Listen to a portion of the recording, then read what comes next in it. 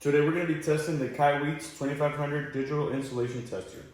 We have a few motors here. We have a good one and we have 3 bad ones.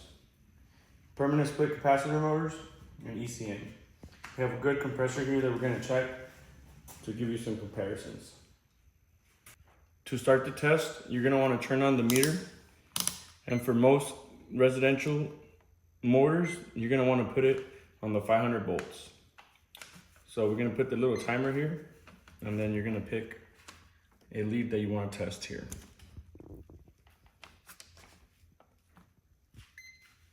Be careful not to touch it because it will shock you.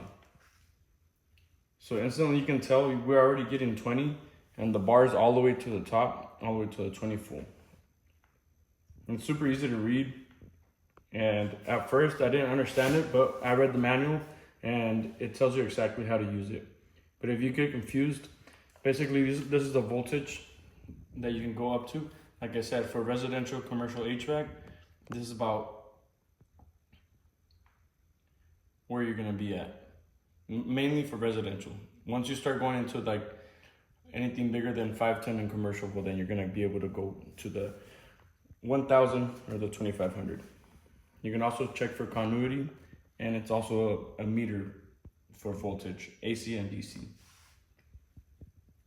So as you can see here, it's almost at the minute mark and it's at reading 20. Now we're gonna compare it to one of this motor that is 100% bad. As you can tell, I can't even spin the shaft, see? That means that motor was done. So these little alligator clips are really good. It actually helps you get everything nice and tight. One of the cool things about this is it actually has 2 ways for you to test it. You can either stick the prongs like that, or you can put your alligator clips right on the prong like that. So here we're gonna take one of the leads. Here we're gonna put it just like that. Make sure it doesn't touch anything else. So same scenario, we're already at with the timer. So we're gonna hit start again, this time for the one that's bad. You can instantly see how the gauge is over here at 0.9, which means that the insulation is bad in the windings.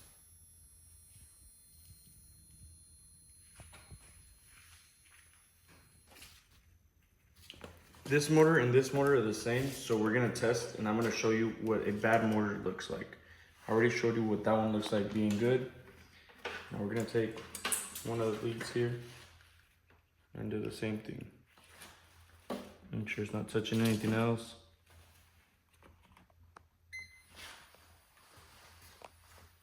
And right off the bat, you can see it's nowhere near 20 like the other one was.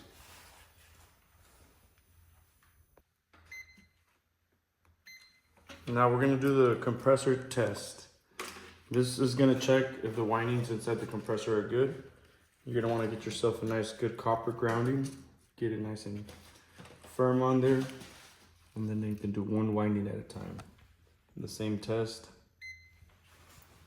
with the timer. You can see it's starting to go up all the way to 20.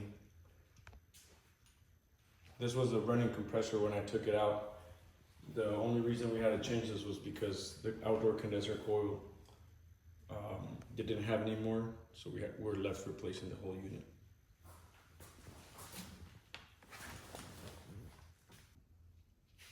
Thank you guys so much for watching. If you guys want 20% off from the official KAIWEETS website, go ahead and use the code 2026S20. I'll link the code in the description. There's also an extra 5% off if you order it from Amazon. And thanks again to KAIWEETS for sending this beautiful meter. It's the KE2500, and like I said, it works amazing. I've used it in the field, and especially here in home.